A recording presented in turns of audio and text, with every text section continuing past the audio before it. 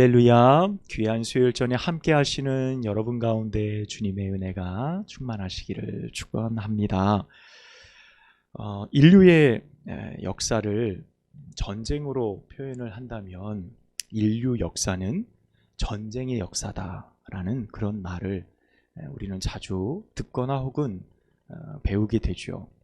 이 말은 많은 사람들에게 공감을 얻는 말이기도 한데 그 이유는 분명 숱한 전쟁의 역사를 인류가 경험했고 그 전쟁이 미친 영향이 현재 우리의 현재의 인류를 만들어냈다라고 말해도 과언이 되지 않기 때문에 그럴 것입니다.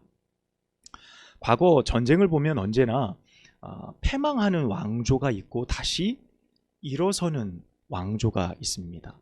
흥하는 왕조가 있고 쇠하는 왕조가 있기 마련이죠. 그 전쟁에서 승리하는 왕조는 언제나 기존의 세력을 완전히 제거하는 것이 어떻게 보면 승자의 상례와 같은 일들이었죠. 당연한 것은 기존의 왕조의 누군가가 여전히 그 세력이 살아 있다고 한다면 어떻겠습니까? 나라를 건국하고 세워가는 일에 걸림돌이 되겠죠. 때로는 모반을 통해 다시 한번 자신들이 화려했던 예전의 영광을 재기하려는 시도들도 분명 일어날 것이기 때문입니다. 그래서 불가피하게 기존의 왕조를 그 세력들을 제거하는 조치들을 보통 점령한 왕조들은 하게 됩니다.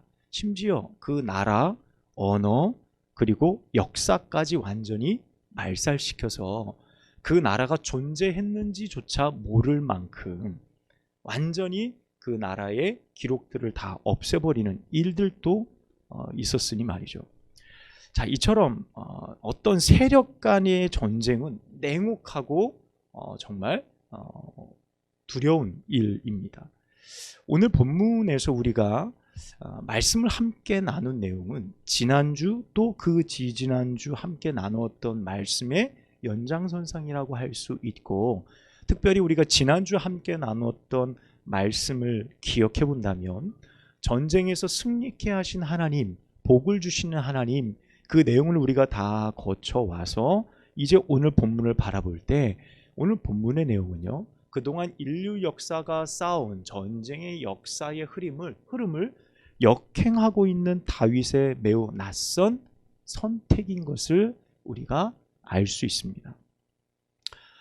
다윗은 사울 왕가의 사람들, 그들 가운데서 누가 남아있느냐라는 말로 오늘 본문의 말을 시작하고 있습니다. 사람을 찾죠. 찾는 이유, 결과를 빼놓고 찾는다고 한다면 사실 두려움이겠죠. 왜냐하면 모든 승리한 왕조들은 패배한 왕조의 사람들을 색출하죠. 그가 왕의 혈통을 가지고 있는 사람이라면 더더욱 그 타겟이 될 것이기 때문입니다. 다윗도 사람을 찾는데 그 찾는 이유가 전혀 다른 이유였습니다. 우리가 잘 알듯이 그 사람을 찾아 어떻게 합니까? 선대하고 관용을 베풀고 그 사람의 생명을 살려주는데 어떻게까지 합니까? 자기 가까이에 두는 것. 그 일까지 다윗이 오늘 보이고 있는 것, 그것이 오늘 본문 전체의 내용입니다. 다윗이 정복 전쟁을 마치고 나서 사울 왕가에 남아있는 사람들을 찾는 이야기로부터 오늘 본문은 시작을 합니다. 다윗이 이런 행동을 하고자 했던 것은요, 오래전에 하나의 약속 때문이었습니다. 여러분, 그 약속은 바로 사무엘상 20장 15절에서 17절 말씀이에요. 우리 앞장으로 한번 가보겠습니다. 사무엘상 20장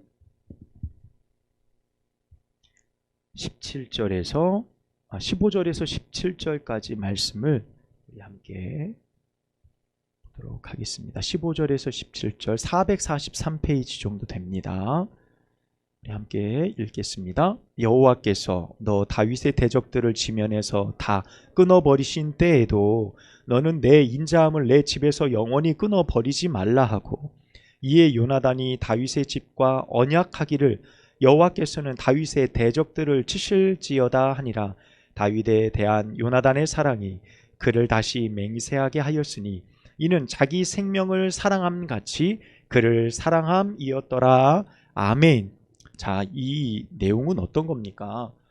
사울이 다윗을 막 죽이려고 온 데에 군사들을 다 풀어놓고 있는 그때 요나단이 다윗과 함께 언약하죠. 신호를 사인을 해서 내 아버지가 너를 죽이려고 하면 내가 너에게 신호를 보내겠다. 혹은 네가 안전하면 거기에 맞게도 내가 또 신호를 보내겠다 라고 말했는데, 정말 안타깝게도 사울이 다윗을 죽이려고 하는 모든 행태를 이 요나단이 보고 다윗에게 들에 가서 함께 만나 이야기하는 장면이 본문의 내용입니다. 그런데 이 본문의 내용의 모습을 보면 서로 언약하고 서로 약속하는 장면이에요. 자, 이 상황을 본다면 요나단은 당시의 왕자였고 다윗은 언제 죽을 줄 모르는 도망자의 신세였습니다. 자, 그런데 말씀만 놓고 보면 요나단은 다윗에게 부탁하는 겁니다. 뭐라고 부탁합니까? 하나님께서 너를 지키실 줄 내가 안다. 하나님이 너를 세우실 줄 안다. 너에게 대적할 자가 없음을 나도 안다. 그러니 너는 우리의 집에 은혜를 베풀어 주라. 내 집을 긍휼히 여겨서 내 집에 있는 사람들을 지켜주어라. 사실 이게 반대의 상황인데 요나단이 다윗에게 그렇게 말하는 거예요. 그러니까 이후 앞으로 일어날 일에 대해서 요나단은 알고 있었던 듯이 말하고 있어요. 자, 이 상황에서 다윗은 요나단을 통해 생명의 건짐을 받죠. 그래서 다윗은 요나단에게 은혜를 입고 요나단은 이후에 다윗에게 은혜를 입게 되어지는 상황이 바로 이 언약에 관한 사건이었다는 겁니다. 당시에 서로 약속을 하고 언약을 맺던 이때의 사건을 다윗이 기억해내는 거예요. 여러분, 꽤 오랜 시간이 지난 때예요. 이때는 다윗이 아무것도 아닌 때였죠. 굉장히 오랜 시간이 지난 시간대에 다윗은 이미 통일 왕국의 왕이 됐고 정복전쟁을 통해 평안한 왕국을 건설하기에 이르게 되죠.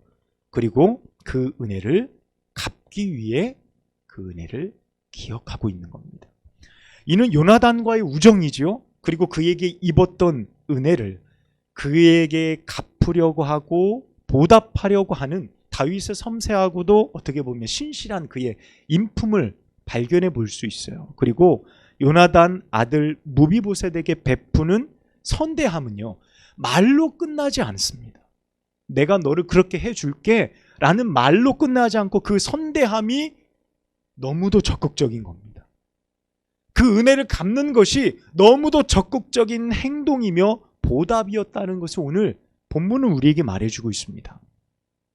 우리는 지난번 말씀을 통해 나눈 것처럼 하나님을 위해 무엇을 하고 싶다라는 이 다윗의 마음과 오늘 무비보셋, 요나단의 다리 저는 그 아들인 무비보셋을 이토록 온전하게 지켜주고 그의 삶을 새롭게 해주는 다윗의 모습이 일치한다라는 생각을 갖게 해요. 하나님을 위해서도 그렇고 자신을 선대했던 아버지와의 약속, 요나단과의 약속을 굉장히 오랜 시간이 지났음에도 그 약속을 기억하며 철저하게 지키려고 하는 다윗의 모습은 너무도 온전한 신앙인의 모습을 갖추고 있다는 거예요. 여러분, 우리는요, 종교 생활에 열심이지만 가까운 가족 혹은 이웃에게 냉정한 사람을 종종 보곤 합니다. 믿음 생활은 참 잘해요. 교회 오면 모든 것이 나무랄 것 없이 열심을 다해요. 그런데 그 외에 나머지 자신의 삶에 일어나는 것들에 대해서는 하찮거나 내게 은혜를 베푼 사람에 대해서는 너무도 쉽게 그 약속과 신의를 저버리는 사람들을 쉽게 볼 수 있다는 거예요. 그러니까 이 시대에는 믿음 있는 사람, 하나님과 이웃을 온전히 사랑할 수 있는 사람들이 필요하지만 이 시대의 교회 안에 혹은 종교인들 안에는 그들의 언어와 그들의 종교적 삶의 습관만이 머무는 사람들이 더 많이 존재하고 있는 것은 아닌지 우리는 돌아봐야 한다는 겁니다. 여러분, 은혜가 무엇일까요? 이는 다윗이 보여준 것이 바로 은혜를 잘 아는 사람의 행동이라고 할 수 있어요. 여러분, 많은 사람들이 교회를 바라보고 성도를 바라보고요, 교회 직분자들을 바라보면 뭐라고 합니까? 이렇게 말해요. 말은 참 잘한다 라고 말합니다. 교회를 바라보면서 세상이 교회를 향하여 이야기하는 것은 말은 참 잘한다라는 지적을 합니다. 여러분, 이 말의 핵심은 그것이에요. 우리는 교회 안에서 온갖 좋은 단어를 죄다 갖다 쓰죠. 여러분, 교회 안에서 험한 말 쓰는 사람은 거의 찾아볼 수 없어요. 그 사람이 험한 사람이고 못된 사람이어도 교회 안에서는 험한 말을 잘 쓰지 않아요. 우리는 좋은 말들을 씁니다. 사랑합니다, 축복합니다, 기도할게요, 용서합니다, 은혜 받았습니다. 우리는 이런 말들을 부단하게 많이 쓰죠. 수많은 말들이요, 그 말들만 들으면 그 사람은 너무도 경건한 그리스도인 같아요. 너무나 온전한 신앙인 같습니다. 하지만 여러분, 말만 무성하고 실천이 부재된 것은요, 아무런 능력이 없는 법입니다. 말만 있는 사람은 아무런 능력이 없어요. 열매가 없죠. 말만 잘하면 아무 소용이 없어요. 여러분, 한마디 말이라도 기억하고 실천하고 행할 줄 아는 사람이 능력 있는 사람이에요. 오늘 본문의 말씀에 나오는 다윗이 우리에게 그것을 보여주고 있습니다. 여러분, 제가 계속 반복해서 말하죠. 꽤 오래전의 일이었다니까요. 여러분, 꽤 오래전의 일이었다라는 것은요, 이미 잊혀질 수 있다라는 가능성이 충분하다는 거예요. 더군다나 요나단과 다윗이 들에서 둘이 약속한 거예요. 이미 요나단은 죽었죠. 이 약속을 다윗만 알고 있는 겁니다. 자, 그러고 시간이 오래 지났습니다. 자, 그러면 이미 사울의 가문은 어떻게 됩니까? 패망하고 끝나버렸어요. 오늘 4절 말씀에 보면 무비보셋을 찾는데 그가 어디 있다는 걸, 로드발, 암미엘의 아들 마길의 집에 있다. 굉장히 복잡하게 설명하죠. 여러분, 로드발이라는 뜻은요, 풀이 없는 지역, 이런 뜻을 가지고 있습니다. 그러니까 이 무비보셋이 황량한 광야 어느 한 곳에 살고 있었다라는 의미예요. 왕족이었던 그가, 다윗 왕가가 일어서니까 그가 설 곳이 없어요. 그러니까 아무도 나를 찾을 수 없는 곳에 가서 거주하고 있었다라는 거예요. 여러분, 이 말은 어떤 겁니까? 완전히 그의 인생이 버려졌다라는 뜻을 가지고 있고요.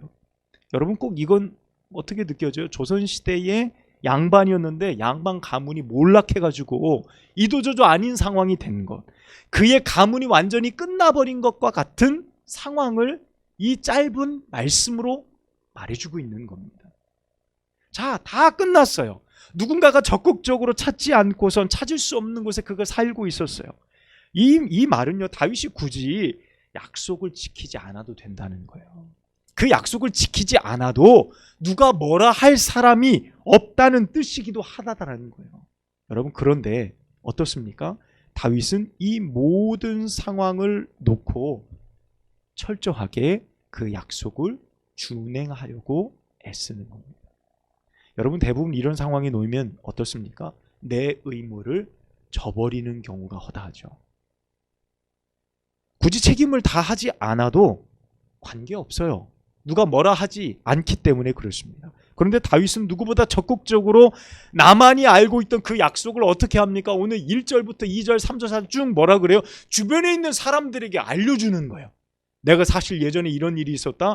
요나단과 함께 이런 언약을 했는데 내가 그 약속을 지금 지키려고 한다라고 사람들에게 다 알려주고 있어요. 다윗이 내가 그 약속을 지키겠다고 말하고 있는 겁니다. 여러분, 3절 말씀에 보면 내가 그 사람에게 하나님의 은총을 베풀고자 하노라 라고 말하죠.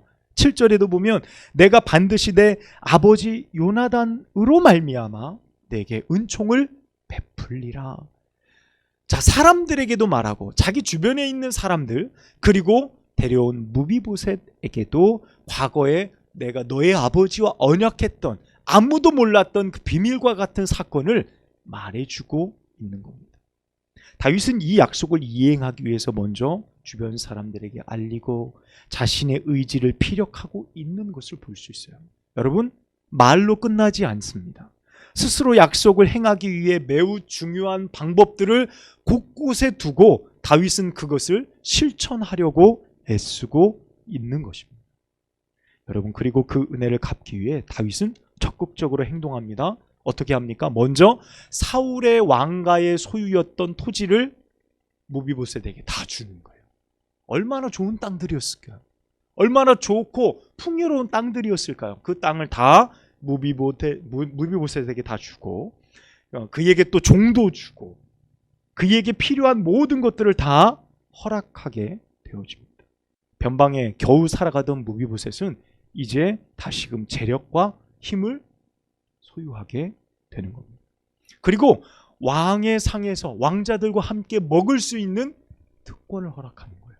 이거는 왕족, 다윗의 혈통의 직계족속 아니고서는 불가능한 일인데, 요나단의 언약이 얼마나 그에게 컸던지, 그가 그것을 얼마나 커다랗게 생각했던지 그의 아들 무비보셋을 데려다가 자신의 아들들과 함께 식사할 수 있는 권한을 부여해 주는 겁니다. 여러분, 이 내용이 7절부터 13절까지 말씀이에요. 이것이 구체적으로 기록되어져 있는 겁니다. 여러분, 이렇게 행하는 다윗이 얻는 것이 무엇일까요? 죽은 요나단이 다시 나타나서 참 고맙다라고 말할까요? 여러분, 다윗에게 유익되는 것이 무엇입니까? 오히려 우리가 서두에도 함께 나누었듯이 전 왕가, 무너졌고 몰락했던 왕가에게 다시 힘을 실어주는 결과는 되지 않을까요? 그것을 반대하는 많은 신하들의 어떤 반대 목소리도 있었을지도 몰라요. 근데 다윗이 지금 보여주는 모습은요, 모반의 가능성, 그것을 두려워하기보다 자신이 비천했을 때의 그 인생 속에서 요나단과 함께 맺었던 그 약속을 기억해내는 겁니다. 여러분, 그 기억된 은혜가 지금 다윗을 통해 누군가에게 다시 은혜로 베풀어지고 있죠. 그것이 수혜자가 누굽니까? 무비보셋이잖아요. 다윗이 받은 은혜를 기억했어요. 그 기억된 은혜가 누군가에게 흘러갈 때 무비보셋은 그 은혜가 그의 삶 가운데 다시금 기억되어지는 은혜로 그의 삶 가운데 자리 잡게 되어질 겁니다. 여러분, 다윗이 알고 있던, 경험했던 은혜가 바로 그것이죠. 여러분, 우리가 가지고 있는 은혜의 관점이 뭘까요? 우리는 은혜를 어떤 이미지로 가지고 있습니까? 아마 대부분 우리는 은혜 하면은 받는 것이라는 생각을 꽤 많이 하며 살아갈지도 몰라요. 우리가 신앙생활을 하면서 은혜라고 말하면 하나님이 우리에게 주시는 것이라고 우리는 생각합니다. 그래서 은혜는 언제나 받는 것, 나는 수혜자, 나는 받는 자의 입장이다라는 생각, 그런 자리에 놓일 때가 많습니다. 여러분, 이 예배를 통해서도 우리는 은혜를 받는 입장이죠. 그렇죠? 말씀을 들으면서도 은혜를 받고 기도하면서도 은혜를 받는 입장입니다. 자, 하지만 은혜의 측면에 다른 것도 있어요. 은혜는 받는 것이면서 동시에 갚는 것이에요. 은혜는 갚는 것입니다. 우리가 어릴 적 동화를, 전래 동화 읽어보면 은혜 갚은 까치 이야기도 있고, 은혜 갚은 구렁이 이야기도 있고, 우리가 흥부가 박을 타면 그 제비가 은혜를 갚는 그런 장면을 또 우리가 잠시 볼 수 있죠. 은혜는 갚는 것이다라는 이미지를 우리는 떠올려 볼 수 있어요. 은혜를 받는다 혹은 은혜를 갚는다. 오늘 본문은 우리에게 은혜를 받은 사람이 은혜를 어떻게 갚아 나가는지에 대한 말씀을 너무도 아름답게 보여주고 있는 겁니다. 이틀 전에 스승의 날이었습니다.